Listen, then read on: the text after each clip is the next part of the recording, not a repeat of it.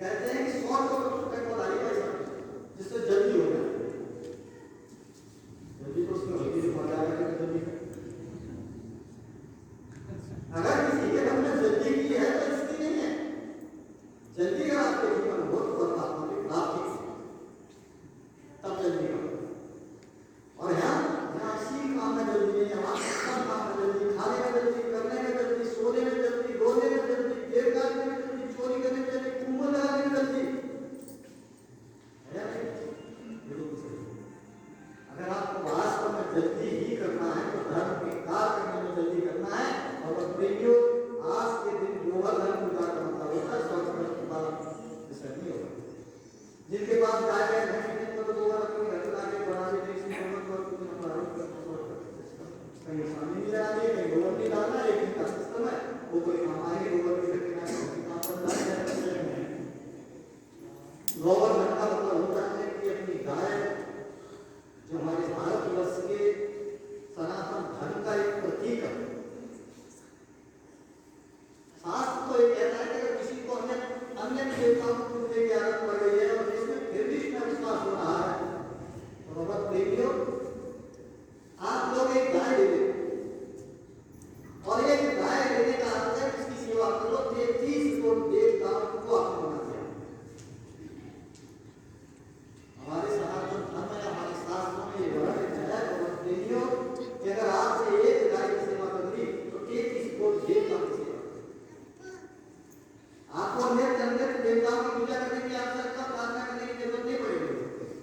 आपका धन चला जाएगा और सारा देवता खुश होगा। ये ठीक है, ईश्वर का धन कितना बढ़िया। देखिए ये वो पढ़े लिखे नहीं हुआ, मतलब लोग कहते हैं पढ़े लिखे का अर्थ ये हुआ करता है कि हमें कुछ नहीं करना है, मेरे दिमाग में क्यों करेंगे लोग। पढ़े लिखे का मतलब मत करना, पढ़े लिखे का होता है कि मालिक। और आपने क्या है जब भी आपने स्वामी जी यहाँ कृपा करना था नौकरी तो इतना छोटा सा इतना घटिया आशीर्वाद हाथ दे जाते। लोग कहते हैं कि मालिक होना इसका कोई आशीर्वाद ले तो अपना दिल भी ठोक के आशीर्वाद देने को तैयार होगा, लेकिन नौकर बनने के लिए आया तब तो दिल में भी कचवट बनी रहती है। यार तुम मांगने आया तो कहते किसी राजा से जाओ मांगने और कह दो कोई 2 रोटी दे देना, 2 सुबह खाऊंगा तो शाम को तो राजा को लाज आती है और शर्म आता है। मेरी हैसियत से कुछ मांग लिया होता, 2-4 गांव मांग लिए होते, क्या 2-4 गांव वो मांगिए 2-4 अगर दाम पिलाएगा आपको तो क्या करना चाहिए। ये आज सारी का जो गोवर्धन की पूजा करने तरीका है थोड़ा सा काम आएगा। एक घर पे गाय आज के दिन गाय की पूजा की जाती है, लोग गोबर की पूजा, गोबर की पूजा नहीं होती है। गोबर से तो काम कराया जाता है, गोबर देने वाली पूजा। अब जो एक गाय की पूजा कर लेता है भगवत प्रेमियों, अपने सनातन धर्म में अपने शास्त्रों में वर्णित है 33 करोड़ देवता। आपको अलग अलग किसी के दर पर भटकना नहीं पड़ेगा। हनुमान जी के, मां दुर्गा के, शिव जी के, पार्वती जी के, सब खुश हो जाए। गुरु गीता में तो एक प्रसंग आता है भगवत प्रेमियों कि जो व्यक्ति गुरुमुखी होते हैं, जिन्होंने गुरु धारण कर लिया है और वो गुरु मंत्र का जप करते हैं, तो गुरु गीता में भगवान शिव जी ने पार्वती जी से संवाद में कहा कि जो गुरु के दिए हुए मंत्र का जप करते हैं उनसे किसी भी देवता को आशा नहीं होती है कि हमारी पूजा करे। उस गुरु मंत्र के जपने से ही सारे 33 करोड़ के देवता प्रसन्न हो जाते हैं और उन्हें अपनी सेवा कराने की, अपनी पूजा कराने की कोई आवश्यकता नहीं। लेकिन इसका तोड़ मरोड़ के जो सामने पेश किया जाता है तब बड़ा गड़बड़ लगता है। अगर आपको वास्तव में गुरु मंत्र का जप करते हैं तो किसी देवता की पूजा करने की जरूरत नहीं है, ये बिल्कुल ठीक है।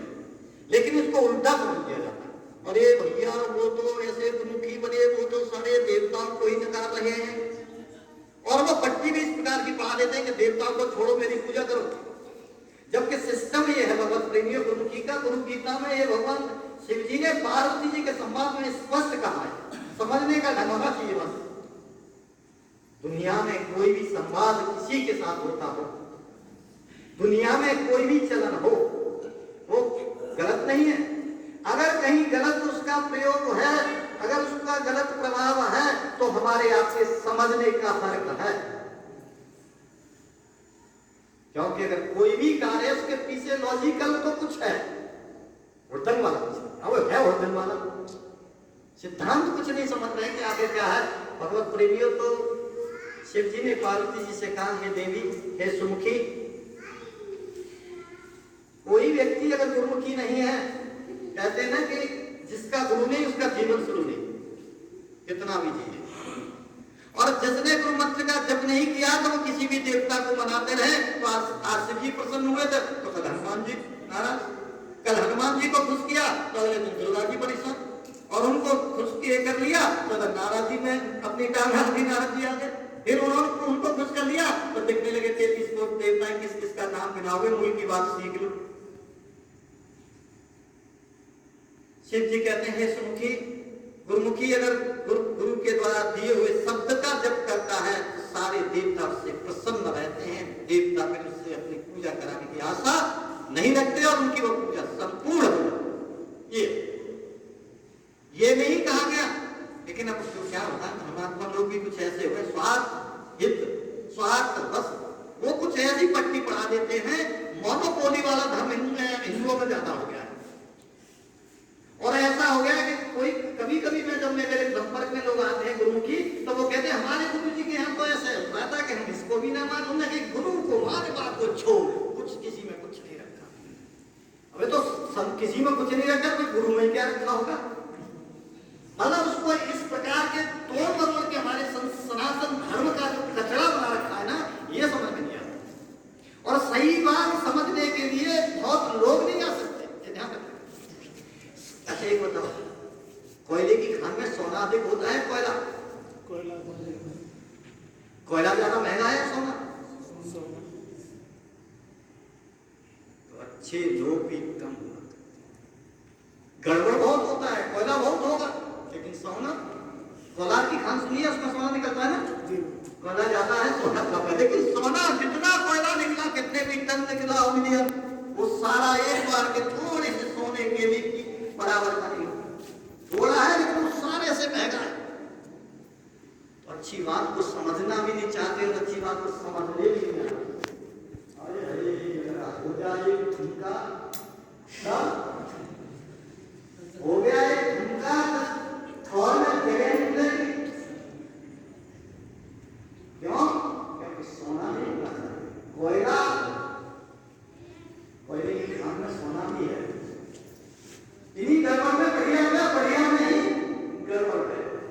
तो भगवान प्रेमियों, आपको मेरे समझ में आना चाहिए कि आपको किसी को देखा सीखना है। तो आज के पर्व का जो है उद्देश्य है आपके अपने पर्व को मनाने का, वो है गाय की सेवा, गोवर्धन की पूजा का है, गाय की सेवा, ये नहीं करते हैं